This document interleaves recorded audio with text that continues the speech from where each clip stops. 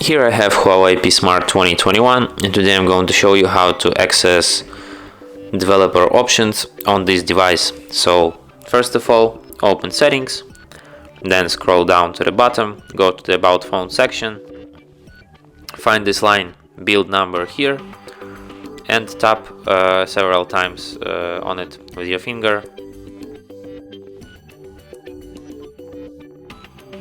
And after a message "You are now a developer" appears, you can find developer options in System and Update section. Here they are. Here they are, all these very interesting and useful developer options. And you can also turn them off here, and they will disappear from the settings list. And that's it. Thanks for watching. If you find this tutorial useful, don't forget to hit that like button and subscribe to our channel.